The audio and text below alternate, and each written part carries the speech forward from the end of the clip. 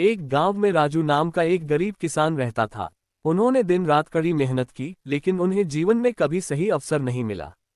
एक दिन राजू को एक पुराना फटा हुआ कागज मिलता है जिसमें खुद को बदलने का वादा किया गया होता है। राजू कागज खोलता है और उसे एक गुप्त खजाने की ओर जाने वाला नक्शा मिलता है। मानचित्र में गांव के कोने, नदी और जंगल के निशान दिखाए गए। लेकिन नक्शे के अंत में एक बड़ा संदूक था जिस पर एक संदेश लिखा था, उम्मीद रखें, सही रास्ते पर चलें और आप सफल होंगे।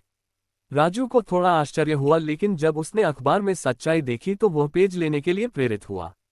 राजू अपने दोस्तों हसमुख और गीता की मदद लेता है।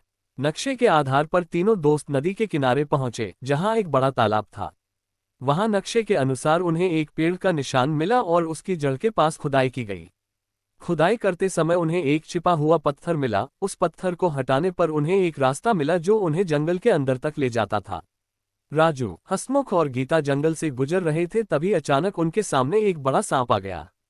नागिन बेकाबू लग रही थी, लेकिन उसने राजू से एक शब्द कहा, अगर तुम निर्दोष हो तो मेरी आंखें सुरक्षित रहेंगी। राजू समझ गया कि यह एक परीक्षा है। उसने नागिन से नजरें मिलाकर अपनी सच्चाई साबित करने की कोशिश की।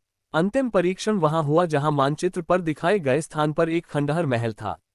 जब उसने महल का मुख्य दरवाजा खोला तो उसे एक बड़ा संदूक मिला। संदूक सोने, मोतियों, रत्नों से भरा हुआ था, लेकिन एक नया संदेश भी था, धन ही सब कुछ नहीं है, अच्छा धन एक अच्छे और धार्मिक जीवन में है। राजू को एहसास हुआ कि जीवन में धर्म और करुणा धन से अधिक महत्वपूर्ण है। अब वह घर लौट आया और उस खजाने से गांव के सभी लोगों की मदद करने का फैसला किया।